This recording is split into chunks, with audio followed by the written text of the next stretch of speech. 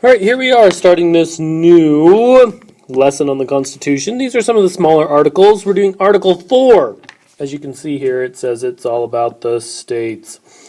So let's look at some of the things that the Constitution says about the states. We'll go through this pretty quickly, since there's not a ton here. We should be able to do this pretty quickly. So let's look. Section 1, each state honors all others. So full faith and credit shall be given in each state to the public acts, records, and judicial proceedings of every other state. And Congress may by general laws prescribe the manner in which such acts, records, and proceedings shall be proved and the effect thereof. So what is this? This is that each state needs to tell what they're doing. So in other words, what they're doing. In other words, they can't do secret things. Their legislatures can't get together and have secret meetings, and this is probably just to make sure that everybody stays on good relationships. So all of their public acts and records they'll be made public, so that every state knows what the other states are doing. They can't have secret laws, secret organizations. Extradition. The citizens of each state shall be entitled to all privileges and immunities of citizens within the several states. So every citizen shall be entitled to all the privileges and immunities of citizens in the several states. Now this is an intriguing one because remember at this time there is still slavery. But this clause right here seems pretty clear that all the citizens have the same privileges and immunities. And slaves are considered citizens. So this is one of those clauses in there that says, hey, look, even though they didn't abolish slavery at this point, they still put in here a little clause that, kind of says that every citizen should have the same privileges, which is kind of intriguing.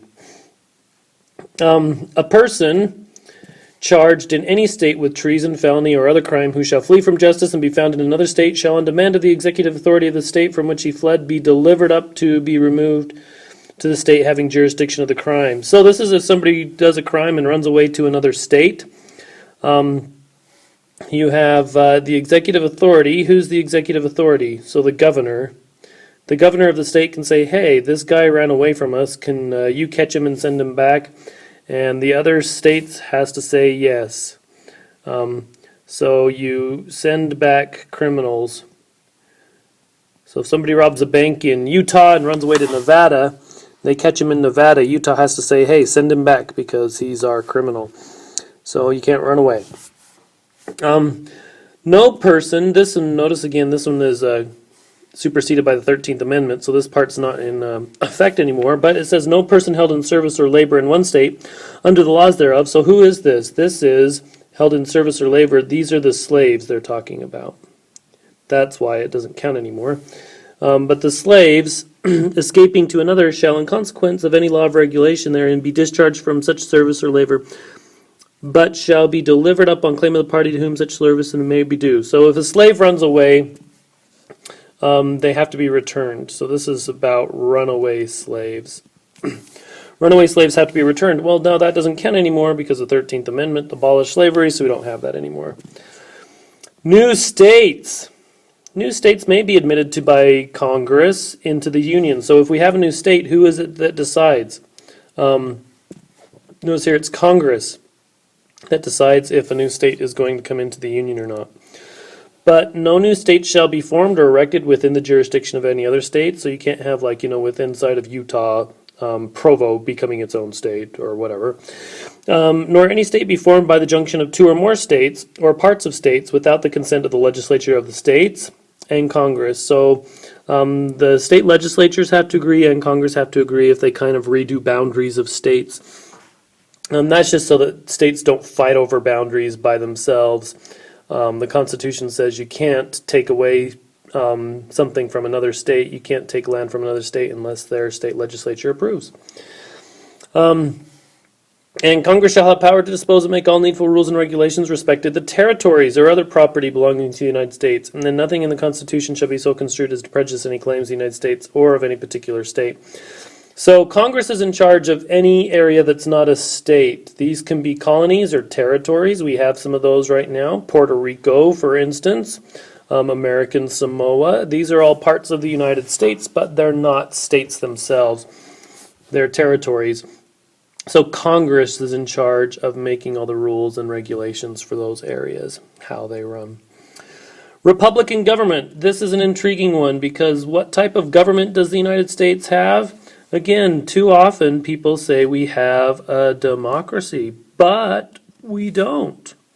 We actually have a republic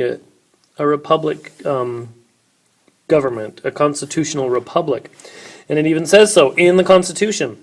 The United States shall guarantee to every state in this union a republican form of government, and shall protect each of them against invasion, and on the application of legislature or of the executive, when the legislature cannot be convened, against domestic violence. So this last part is about protection, that the federal government is required to protect the states against invasion if somebody else attacks you, or domestic violence. In other words, if there's riots, the federal government is required to protect you. But just quickly, what is a republic? A republic means, come back here. A republic is when you select a group of people, usually you consider them wise, I guess. So wise people choose the leaders.